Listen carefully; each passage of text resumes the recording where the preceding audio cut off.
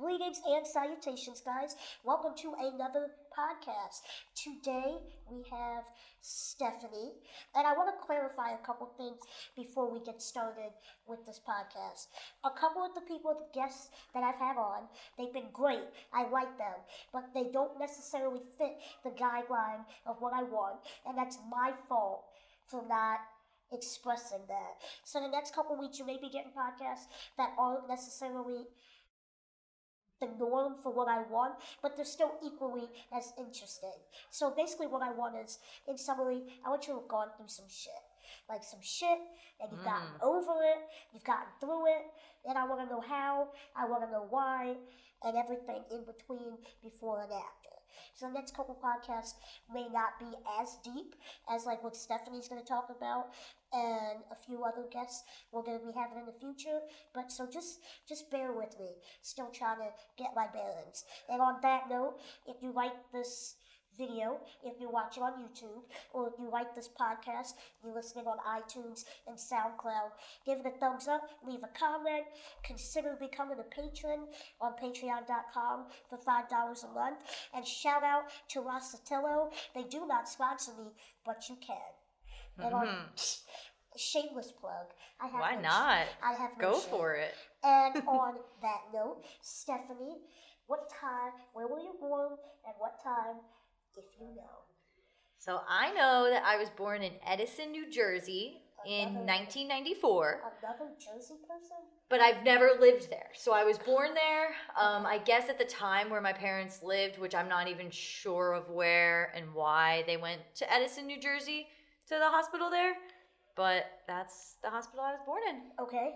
And so, what was it like growing up? Like, do you have siblings? Yes, I'm the oldest of 3 siblings. Oh, that's not bad. What do your parents do? So my dad's in the restaurant business. Okay. My mom was a stay-at-home mom my whole life. Okay. Very fortunate with that. Okay. Now that all the kids are older, we have jobs. My youngest brother's in college. My mom has gone back to work, and my dad was recently out of work for 5 years, trying to figure out a new restaurant concept to be involved in. Right. He was previously with Carrabba's Italian Grill. Okay. They have good food. Yeah, delicious. They are in the Outback Steakhouse group. So it was a really amazing growing up. You know Outback Steakhouse? Yeah. So they own Bonefish, Carrabba's, Macaroni Grill. They have a high-end steakhouse called Fleming's. That makes sense now. The interior all have the same kind of vibe. Yeah, so they're like a chain. I didn't know they were all linked up. Okay. So growing up was really cool because when he worked for Carrabba's, we were able to get a discount at all those other restaurants as well. So eating at those places growing up was cool, good little perk. Okay. But that's how my dad kind of, got his, that was what he's done my whole childhood. So he opened up a Carrabba's in Allentown, Pennsylvania, where our family lives and grows up, or I grew up. And he opened a location there. It's like 10 minutes from Dorney Park. Really amazing location, like a prime spot for the company. I think he was just like doing the top sales, and then because of his success opening that location and running that restaurant, he got promoted to be a joint venture partner. Really? So that he oversaw like the Northeast region of the company, and he would go around and make sure that all the restaurants in Pennsylvania, parts of New York, and I don't know if he really went to New Jersey, but he mostly did the tri-state of like New York and Pennsylvania. And he just oversaw all of those restaurant managers, made sure they were running properly, and kind of like scouted out different sites to open up new locations. And for all of you who aren't from Pennsylvania, Dorney Park is an amusement park. It's great. It's a big part of my childhood, Dorney Park. How far? I mean, I used to like Clementon a little more than Dorney.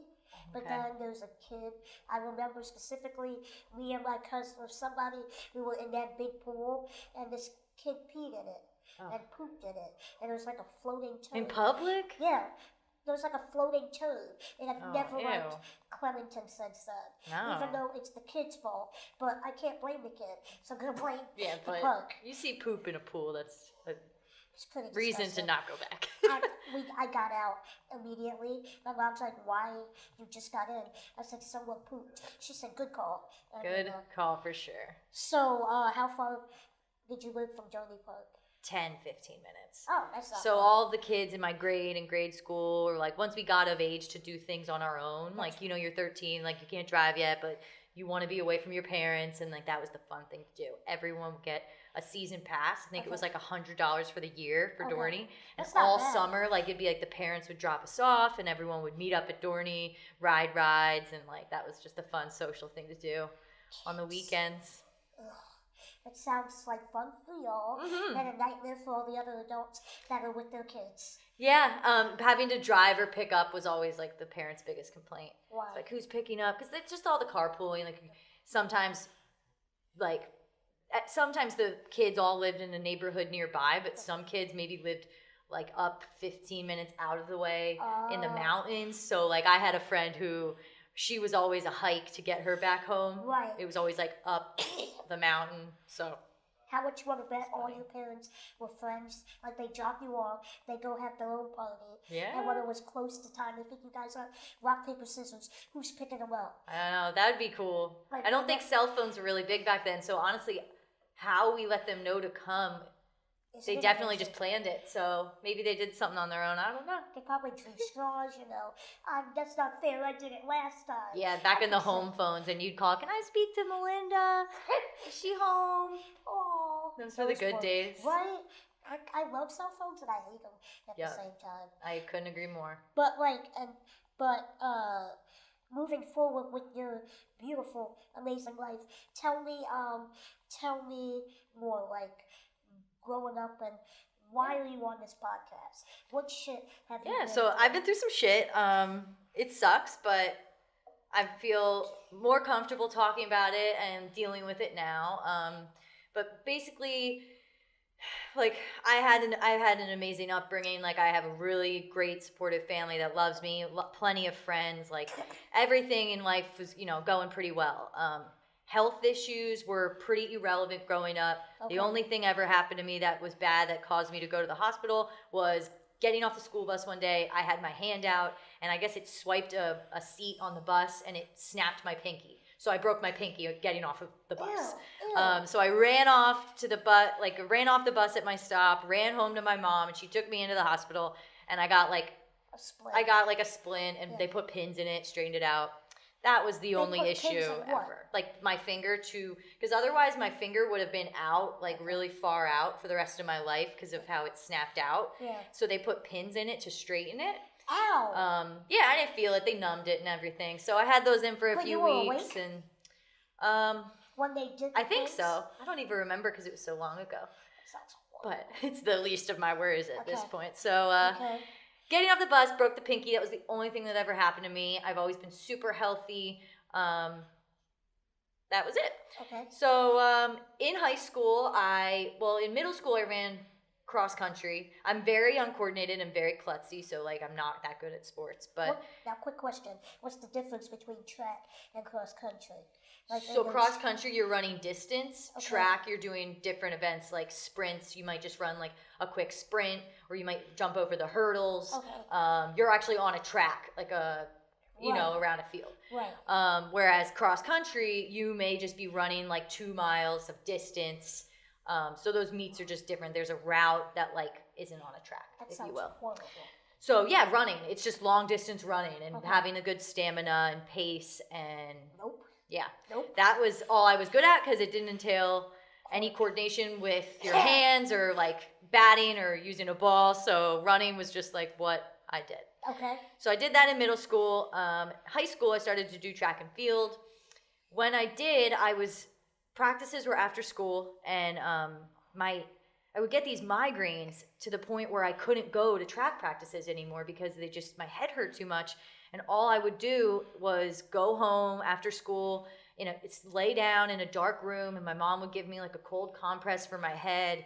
And we just weren't really sure what was wrong with me that I was getting such bad headaches that were so unbearable. Right. So my parents kind of became a little concerned. We went to our family doctor, and she suggested different things to do. So I got allergy testing done to see if I was allergic to anything. Right. they discovered maybe I was allergic to like dust mites or some of the things that could be in a comforter or pillow. Right. So we put some like protective things on my pillowcase and duvet cut or whatever on my bed sheets. So that we did allergy testing. She suggested that I change my diet. So I was eating a lot of like processed food back then, a lot of Hot Pockets, Doritos, Hot Pockets. just like frozen or like processed stuff. So I was eating a lot of that. Doritos. Doritos are awesome. I mean, who doesn't love them? I still eat them. I still eat them now, Hot but Pockets I didn't gross. then. But so she suggested I change my diet. Right. So I started to do that, and the headaches kind of went away.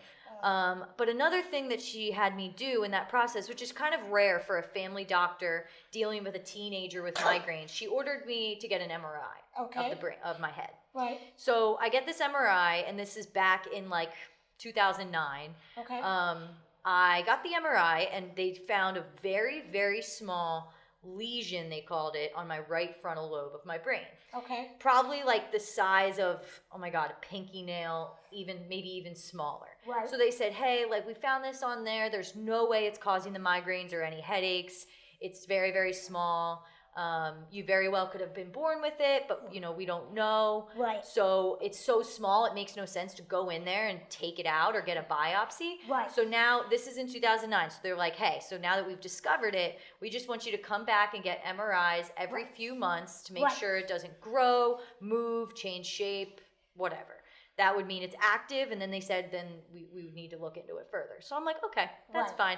At this age, like my parents didn't really show any concern, so I didn't show any concern. So I'm just living life thinking, okay, I was born with this little thing on my head, has nothing to do with anything, my headaches are gone, so I'm living life. Like, that's that. They suggest to get MRIs once every 3 months. Nothing was happening. Then it became every 6 months. Nothing was happening. Then it became every year. Nothing was happening. Then they said every 2 years get an MRI. Okay. So I graduate high school. I go to college. I went to Penn State. I'm at Penn State, and this is my junior year, so this was in 2015. Okay. My father and my dad I kind of just rely on my dad when it came to scheduling these, and like he would really help me with everything. Well, wasn't he like a manager of restaurants? Yeah, but he was out of work for quite some time. He left Carrabba's while I was in school, so throughout that time, his kids were his biggest hobby, I guess, if you will. No, but I mean, like, scheduling is his thing. Yeah. That's like nothing to him. Yep. So and anything, like, he lives for me and my siblings. Like, he's just really one of the most amazing people in the world. Like, my parents, I'm really, really blessed. It's actually their 27th wedding anniversary today, so shout out to them for that. What are they gonna do? I don't know. I think like my brother's gonna be there DD tonight, and they're gonna go have fun at the casino because that's how they roll. Which one? It's called the Sands. It's in Bethlehem, Pennsylvania, next to Allentown. Your brother's gonna be the designated driver for your. That is awesome. Yeah. That is so cool. They have enough leverage on him. He's not doing too well in school right now, so they put your brother out on blast like that. Yeah, he needs to step it up. Like if he wants to go to Penn State, Maine, where all of his friends are, he needs to. Where is he now? Get to class. He's at Penn. He went to Penn State Berks, a branch campus. Right. Then he's just not doing well. He's not doing well in his classes. He's not going to class.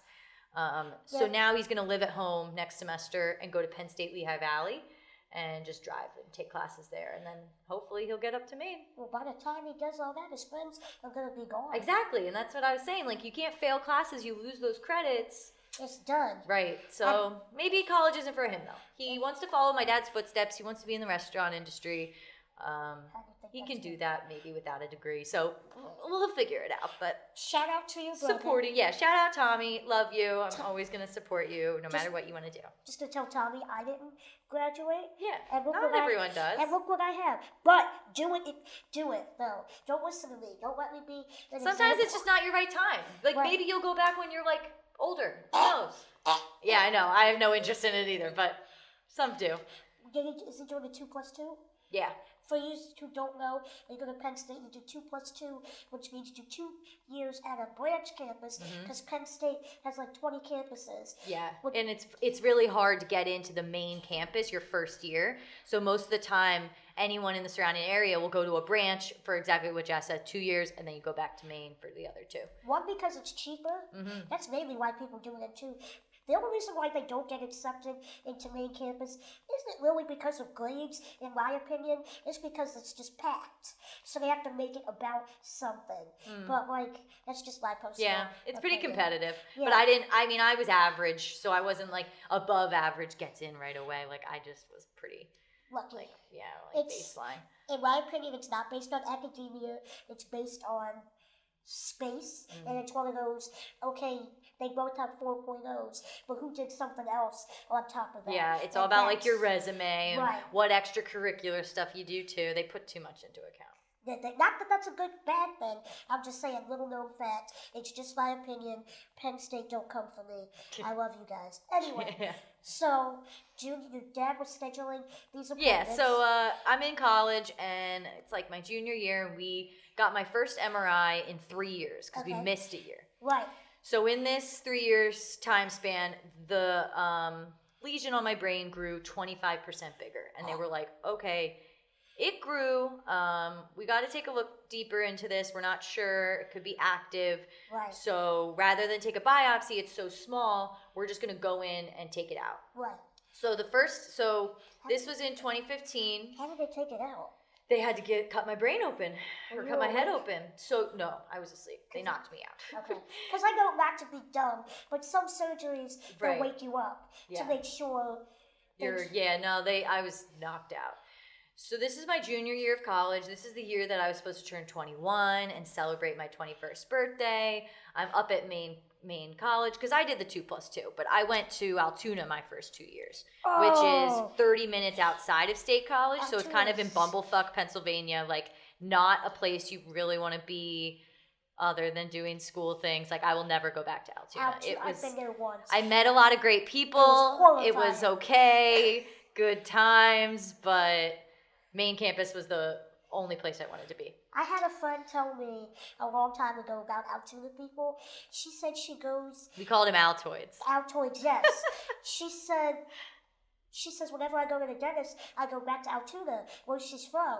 And I'm like, why not go here? Yeah. She said, it's cheaper. It's like 4 hours away, though, from here. No, I mean, when she lived in State College. Okay. And I said, why? What makes it cheaper? She's like, because a family of 4 will collectively have a full set of teeth. Oh, wow. That's why. Oh, my gosh. That's why it's cheap. Sheesh. I was screwed. See? But Altoona's not the not best bad. place. It's whatever, but... So I'm at Maine College. I'm at Maine campus, junior year, about to turn 21. This is March, the first week of March, so it's March 3rd, 2016. I was saying 2015, but it's really 2016 because no, it's 2015. Everything's a blur. So the years I may mess up, but like it's just because so much happened that like all the years are started to blend together. But I know I was a junior. March 24th. Oh, so you really just had a birthday. Yeah. Happy belated. It's May. Oh, it was months ago. Yes. But anyway, so my junior year, it grew back 25% bigger. They were like, all right, we got to take it out. So I'm like, okay, shit. Like, it's the first week of March. I'm supposed to go on spring break. I was planning to do this spring break trip with my girlfriends. We were going to go to Punta Cana. I had to get brain surgery instead, so couldn't go. So that first week of March, March 3rd, I got brain surgery and then took another week to like recover. Right. Because spring break, you get a week off from school. Right. That first week of March was our spring break. So then I took an additional week just to like, after the brain surgery, like recover and feel good to go back to school. And that's all it took. And then I was able to go back after the second week in March. I went back up to school. I finished the semester. I celebrated my 21st birthday later that month. Right. And it was great. Like I was happy that I bounced back so quick. I didn't lose any hair at that time. They only had to shave a little strip and cut in. And I had such an amazing neurosurgeon that he was so meticulous and like precise, and he only had to cut a very small amount of hair off to get it out. Right. So that was incredible because at that time, you know, you're in college, you want to look good. So I would have been very self-conscious if I had like, you know, no a strip hair. Of missing hair. Or a bigger strip. So they took it out the first time. I go back, I finish that semester, all is well. Celebrate my birthday, great time. Cool. Then I graduate school. I have a degree in advertising, so I'm looking for jobs, trying to figure out where I want to live. Let me backtrack. So when I took it out the first time, they tested it, and the tumor then, it was a tumor that was cancerous, but at that time, it was a grade 2 astrocytoma.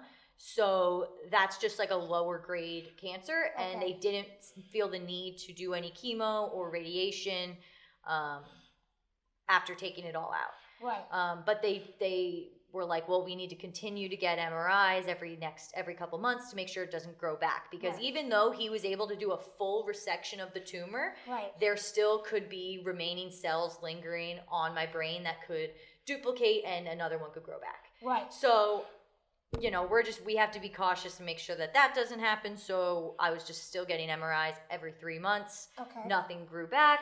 Then we pushed it to every 6 months. And once we pushed it to every 6 months,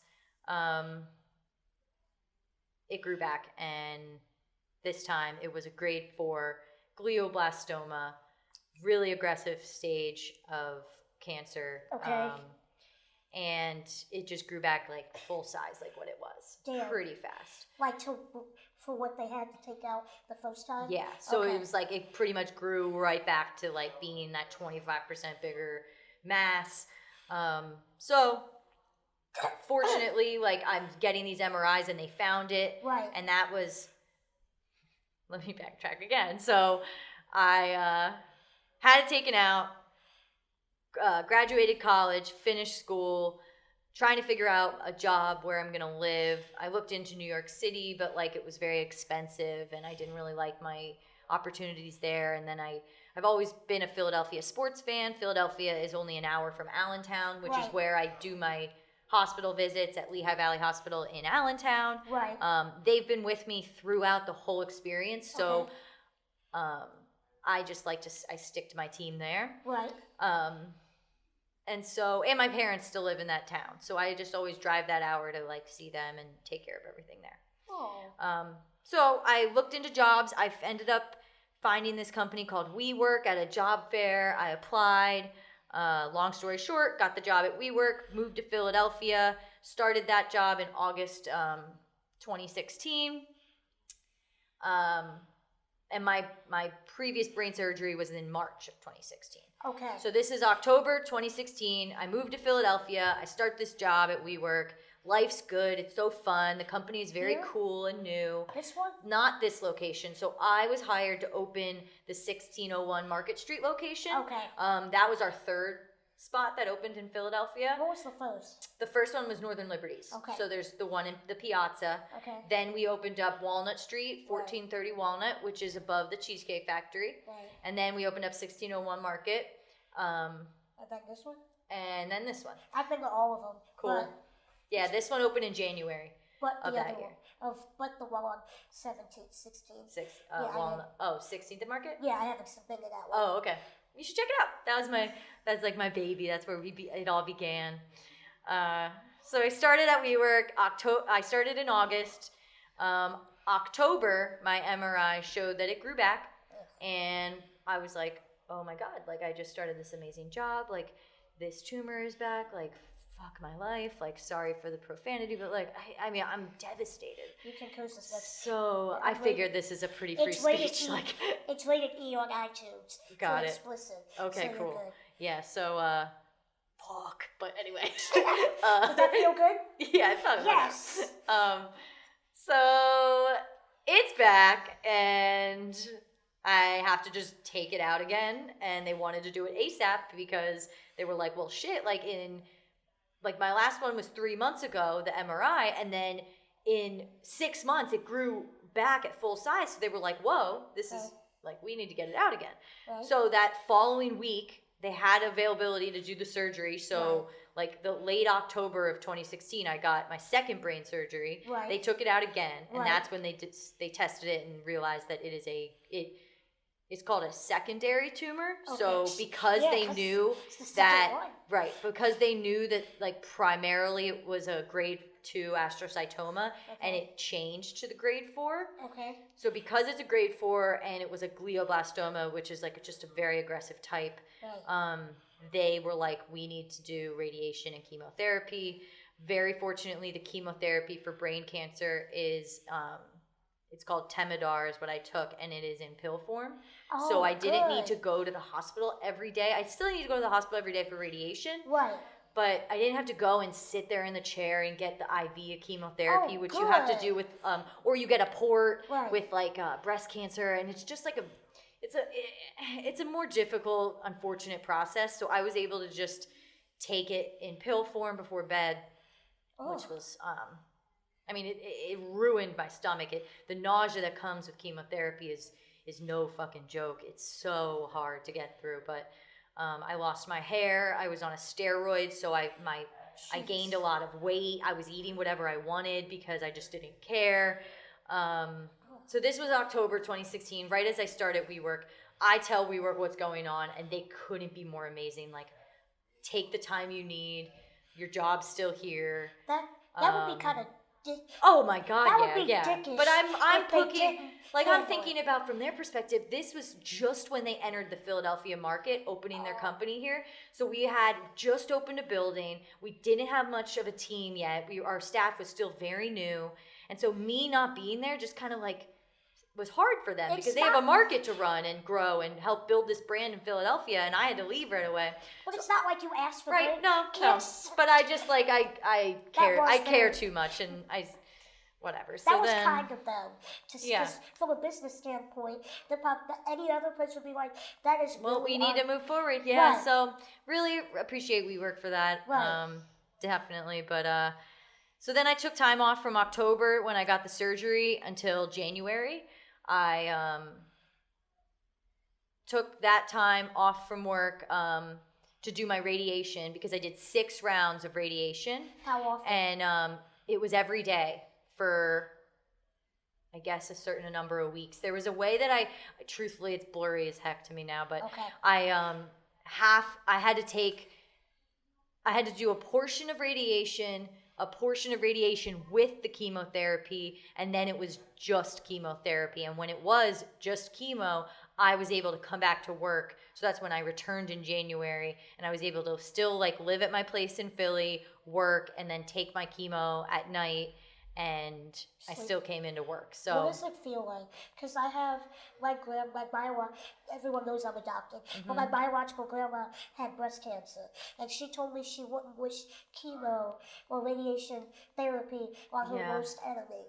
So I mean, honestly, I'm fortunate. I'm young. I'm healthy. It probably didn't affect me maybe as it does other people. Right. And the type I had to take wasn't as bad as probably like breast cancer chemotherapy. So the other thing about brain cancer is when it starts in your brain, it can't spread anywhere else in the body, whereas breast cancer could spread to like other places, maybe to your brain, and it's just like more challenging. So like brain cancer, it started in my brain. That grade 4 glioblastoma can only come back up in my brain. It's not going to go anywhere else. So that was another positive way to look at it. So I'm this is what I'm used to, is just doing all the positive spins that I can on the whole situation. But let's be negative for 1 second.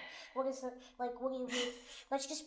It sucks. So because if you were negative, I'd ask you to be positive. Yeah. So be negative for riddle me that. So it made me so nauseous.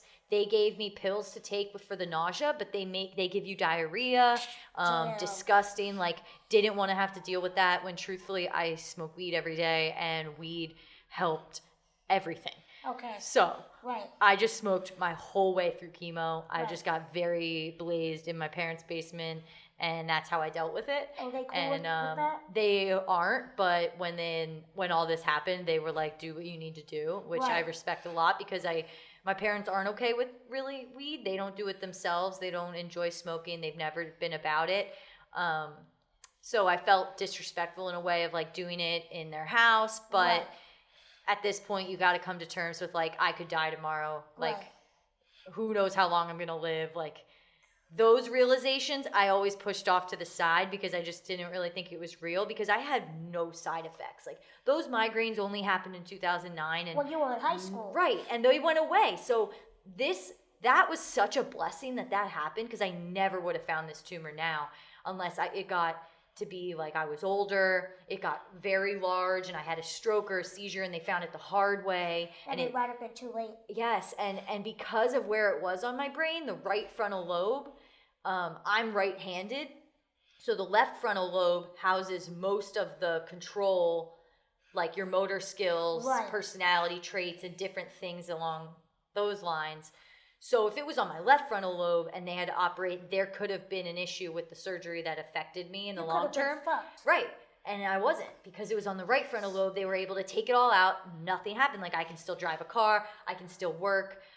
Throughout this process, I looked everywhere on Instagram and Facebook to try to find people that are young and also going through cancer and like specifically brain cancer and brain tumors because they sound so intense. Like when you say you had a brain cancer or brain tumor, it's a lot to take in because it sounds so serious. The way you're talking about it right now, I mean, it doesn't. Obviously, it sounds bad. Yeah. But you're not making it sound like it's horrible. No, like because every situation is different. Right. Every single cancer story is so unique and different. Like you could go Google right now glioblastoma survivor rates, and it would say like 60% die within the next year. Or something like that. Like I looked at those statistics and they're not. And every time I was in a doctor's appointment, they would tell me, "Don't look online. You know that your case is unique. It's different than anyone else's. Like you can't trust that."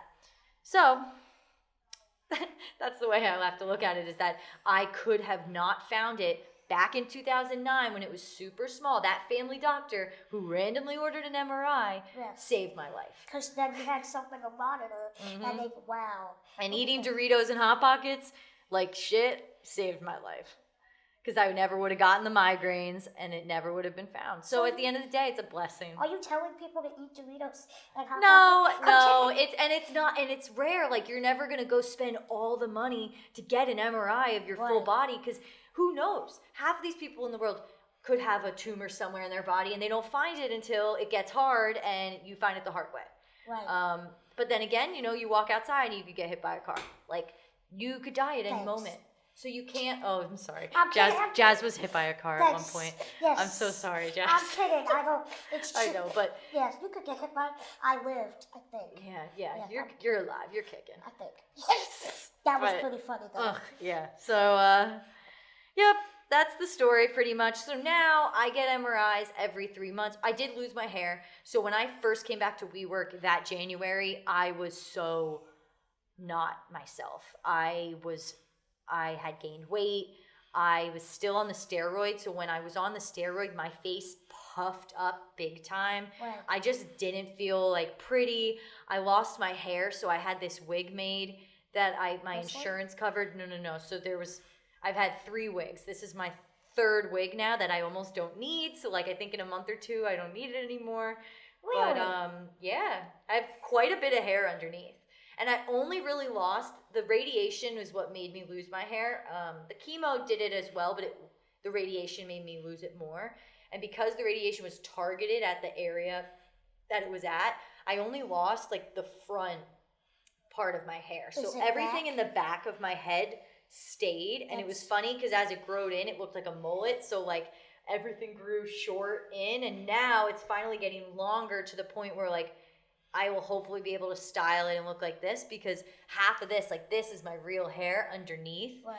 This wig right now just clips on top and blends with what I have grown in. But initially when I came back to work, I had this like, it wasn't real human hair. So I got ripped off by someone that made wigs in my hometown. And so we got this wig and it was so ugly. It wasn't the style I liked. I used to have really bright blonde hair. So my hair has grown back to this color. This is basically what it is. Right. And it's okay. It's still kind of blonde, but more red. That's kind of cool. Would you I miss that blonde right now. Only if you feel comfortable. Because I didn't know. Yeah, because you can't tell, so I will. Because I didn't. When you told me it was a wig. Yeah.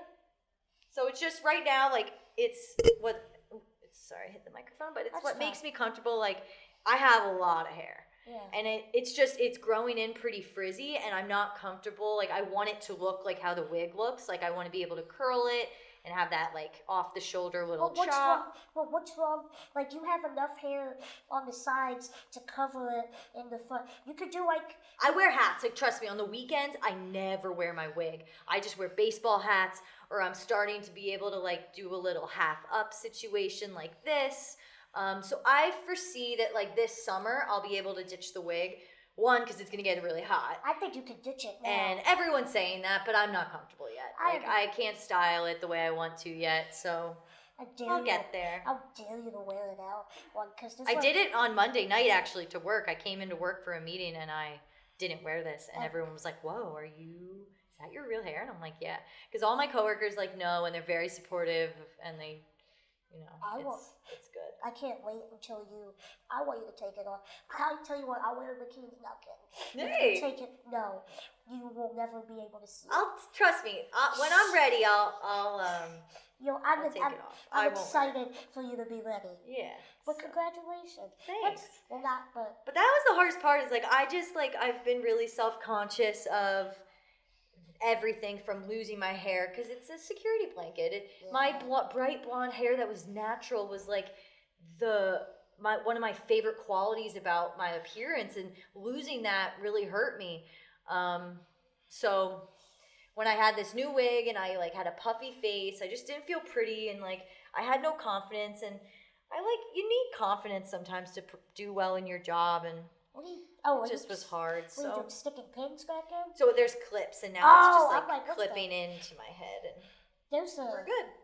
Wow. It's very easy to put on and off. Yeah, I'm used to it. When we met, you told me about it. You're like, that's a wig. I'm like, damn. Yeah, like you can't tell. They're really good at these things. Like the companies.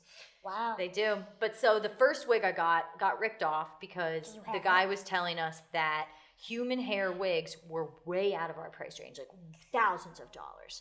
But that wasn't the case because insurance helps pay for a wig if you've had cancer when the doctor writes a script that says full cranial prosthetic.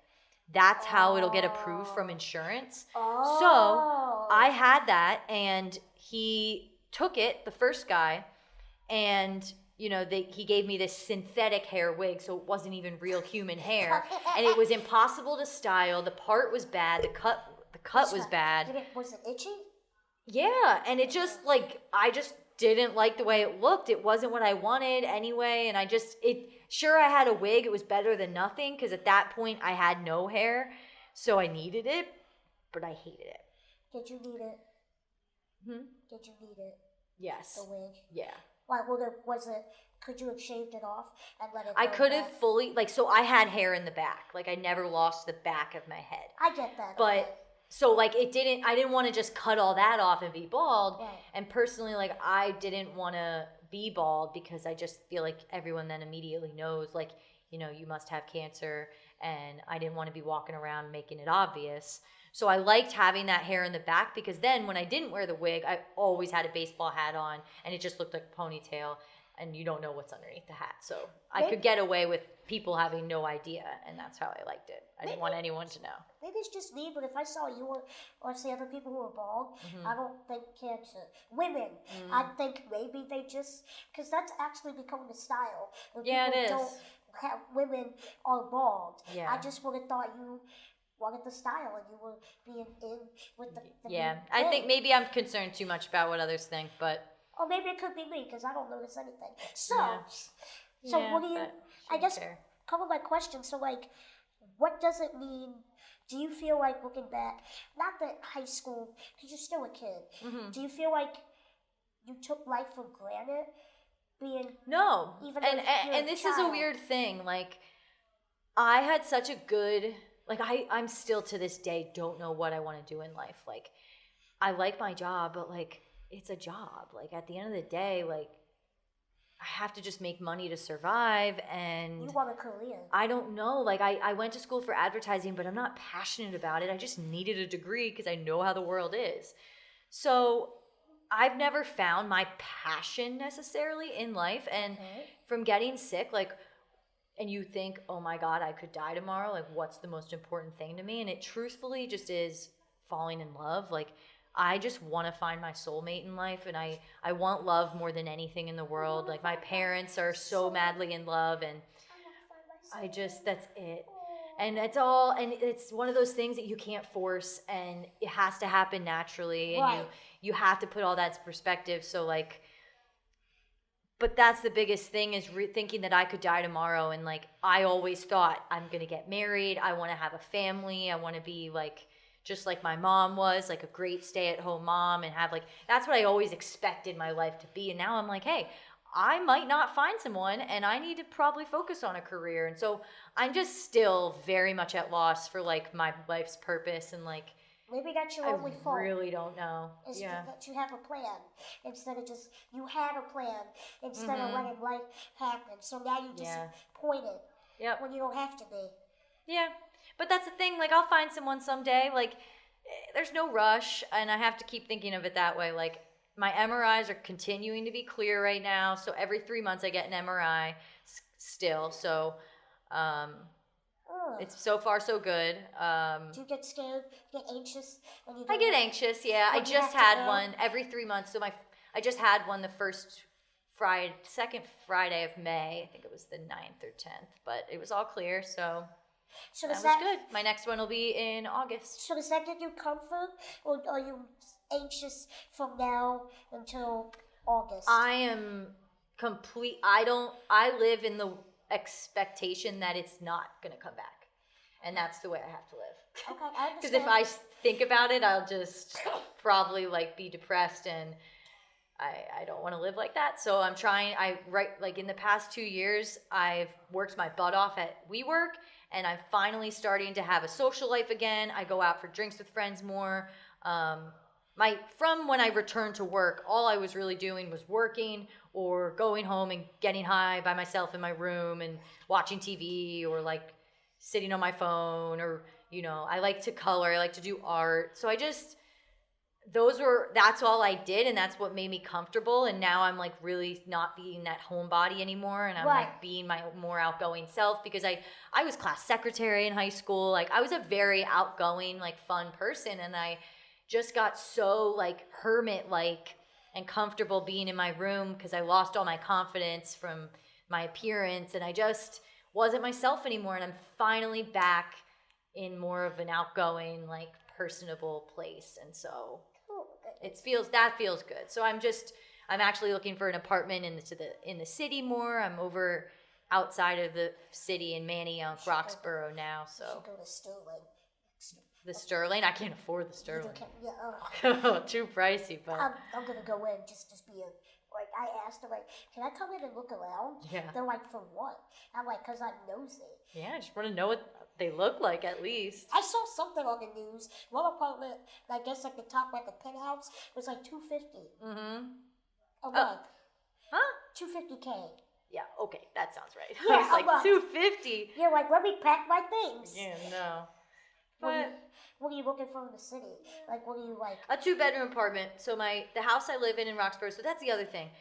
Something that I also reflect on is how blessed I am with the job I have. Right. Because WeWork is a very cool, funky, millennial, startup-y company. Right. If I graduated college and got a desk job, like some of my friends, and had that 9 to 5 sit down at a desk all day, I never would have been able to, like, pull out of the cancer slump and want to come back to work and want to come back to Philly and, like, want to do my job, because I felt really fortunate. I had this great place to come back to with these great people.